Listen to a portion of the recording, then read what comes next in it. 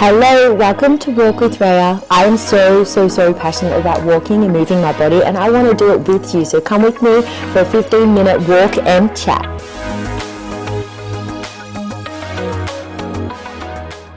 Hello guys, welcome to my Walk with Raya.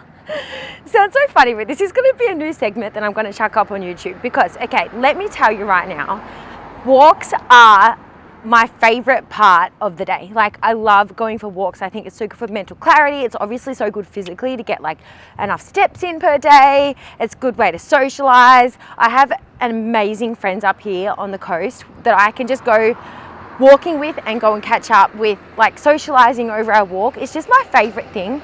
And it got me thinking, like, I'm so blessed. Okay, so I've got a fair few friends up here who I like to go walking with, but then I also have some friends that I speak to on Marco Polo, which is just like a video app, and we just send videos to each other. So I'll be going for a walk and I will listen to a video from one of my friends and then I'll respond, and they're usually like half an hour videos back and forth, and so it's like we're having a conversation, but obviously we're not having a real-time conversation. It's like pretend.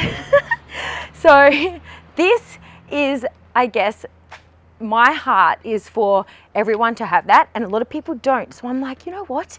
This can be my chance, my way of creating a space for you.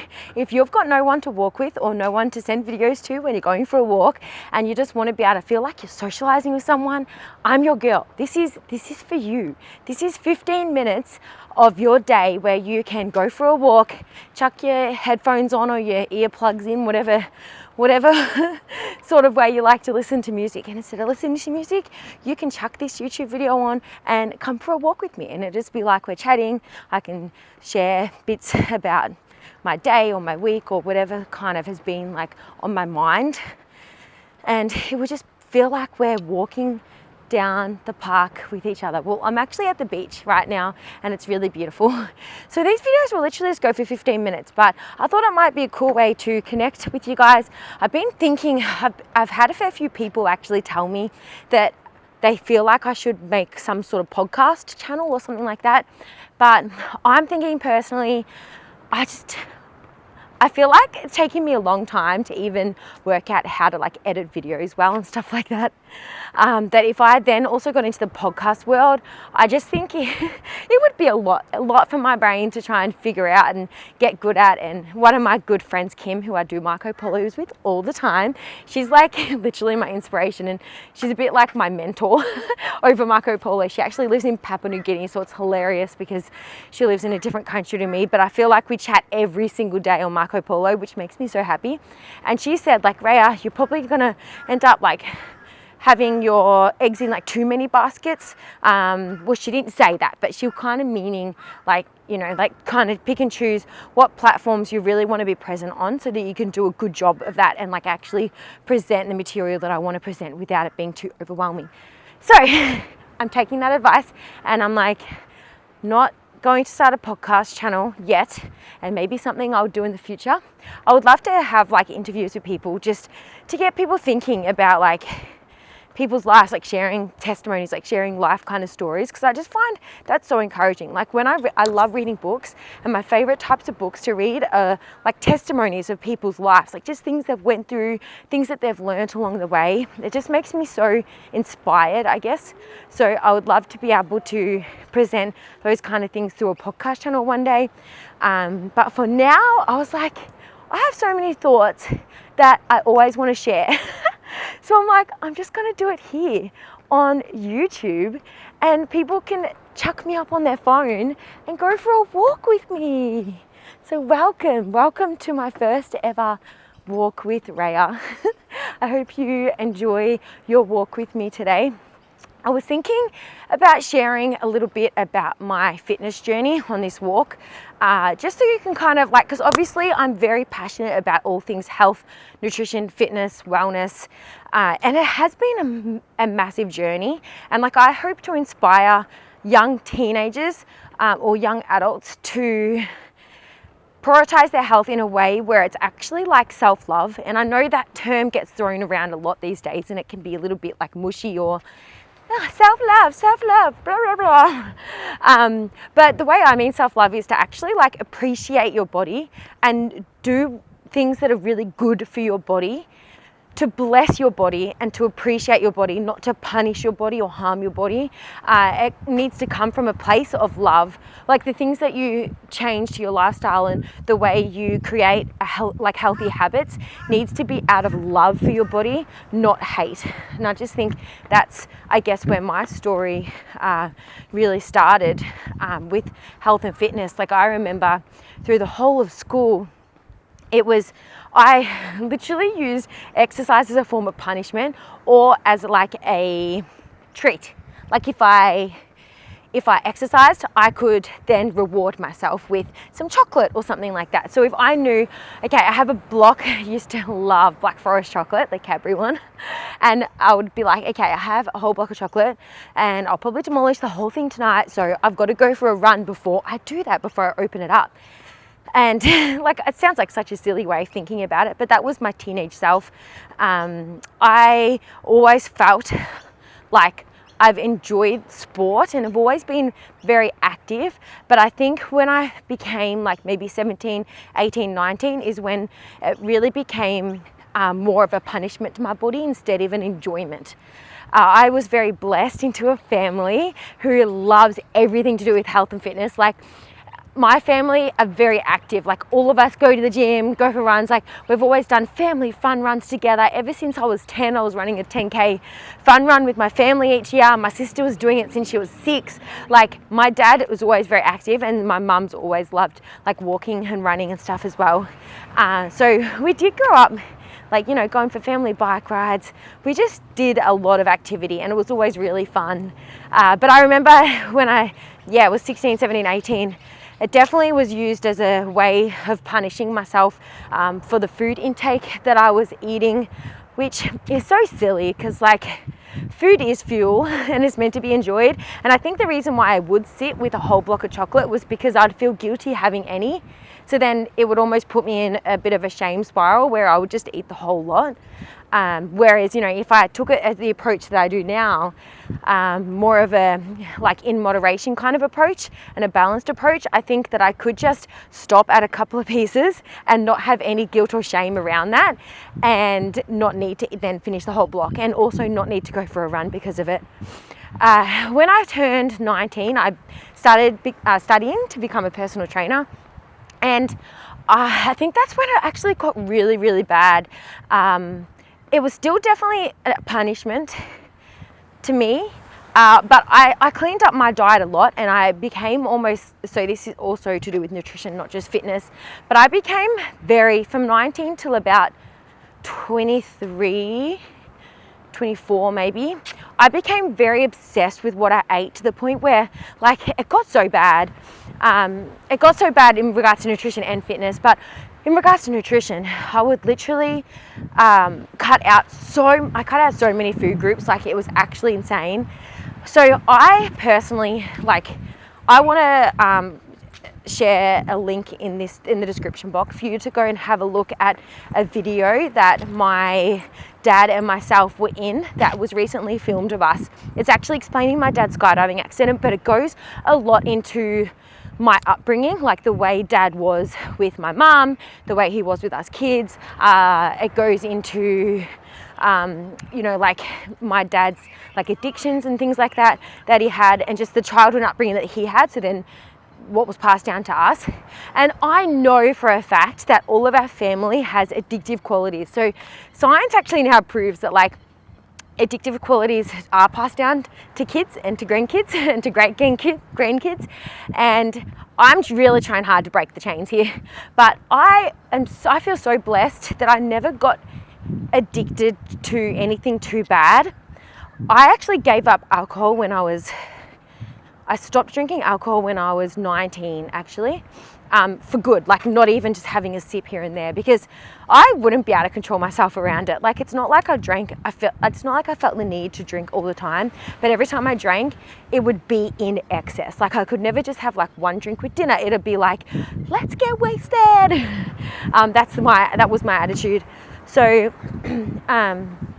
I ended up stopping drinking, and I feel like that was the start of me realizing the addictive qualities that I have.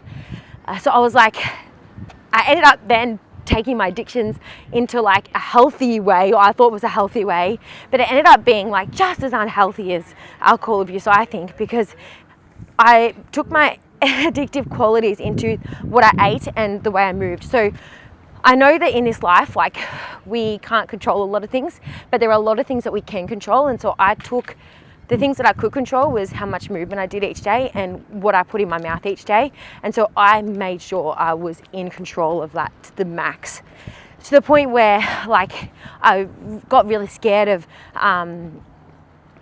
any sort of sugars or anything. So I cut out everything with sugar. I got really scared of gluten because, you know, there were some studies going around at that time about how bad gluten is for you. And so I fully went gluten-free, like extreme, just because I thought it was better for me. I went fully, completely vegan, but not just vegan, it was like plant-based vegan. So I wouldn't have anything processed. It would literally just be like legumes and lentils and things like that, and I would make everything from scratch, blending up nuts to make things like.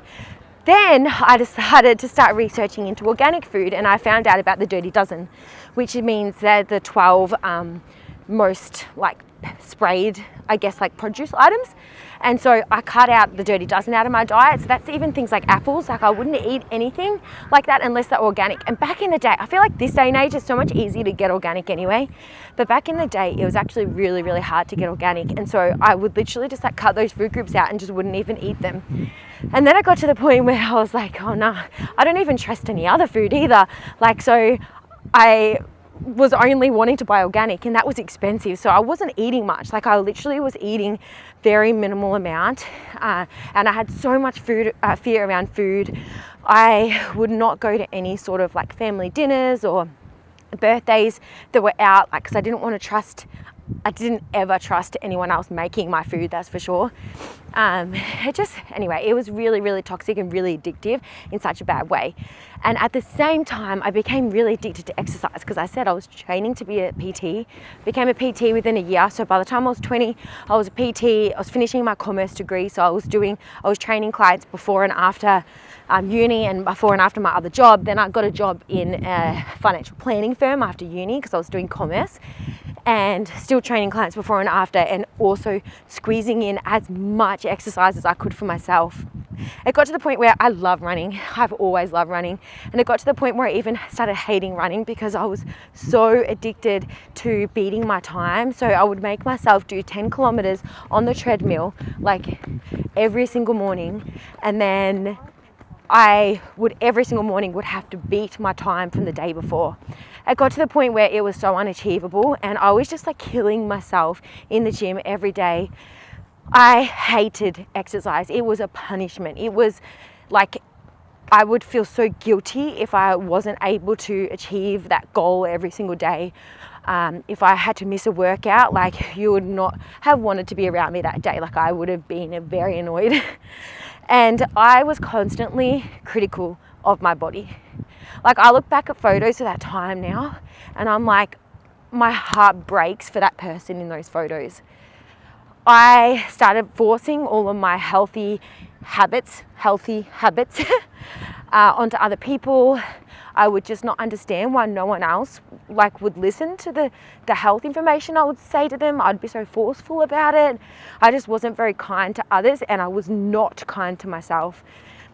And I think that the journey since, I think from the age of 25, that's when I started to get to know Jesus. And so I think it really has made all the difference in my life. But I actually started loving myself. And that sounds so weird because I don't know, I think the world tells us to love ourselves so much. And I think sometimes that can be an really internal way of thinking, a very selfish way of thinking in a way. But I think I think it's taken to the extreme in that way, but I think there's something to be said about loving ourselves to the way where I love my family so much, and so I want the absolute best for them, and I would do anything to help their lives be better, but I was not loving myself in that way at all. And it just breaks my heart thinking back to that girl. And ever since I did get to know Jesus and started really like loving myself, I started actually being able to see my worth and my value in this world. And I actually then wanted to treat myself with love and respect. Like I wanted to eat in a way where I thrived in all areas. I wanted to be able to move my body because I'm blessed with a body that can move. Like my body can do amazing things. You know, I started doing like CrossFit and like lifting heavy stuff, and it was just like the best feeling ever, like so empowering, and just it made me like increase my confidence. It was just all so good, and I finally realized just how amazing exercise can be. I think one of the other big changes with that, with my mindset about exercise, was I actually started eating more food and realizing how food is fuel, and that energy can actually get me through a day. So it was really, really like a massive transformation, I guess, not just physically, but mentally, emotionally, spiritually, all of the above. And it all happened when I was about 25, and I'm now 33. So for the past 8 years, like life has just been so great. And obviously there's still been so many things that I've had to unlearn and then relearn when it comes to health, fitness, mindset, you know, like my addictive qualities, like self-awareness. There's been so much that I obviously still had to work on, and there's been a lot of challenges still along the way, but life has been so great ever since I started using exercise and healthy eating as a way to honor and respect and love my body instead of punishing it. So that's the way I wanted to start off this chat with you. Hopefully you enjoyed our first walk together. But I'm hoping to be able to post one of these every single week of just literally us going for a walk together. So if you enjoyed it, please let me know. If you want to keep up to date with all the videos that I post, please make sure that you subscribe to my channel, like this video, comment if you have been walking with me, and if you have any sort of things that you want me to speak about on these walks so that we can, you know, have the conversation. Let's make it a conversation. Make sure you message in the comments or topics that you'd want me to cover. But I shall see you next week. Bye guys, enjoy your walk.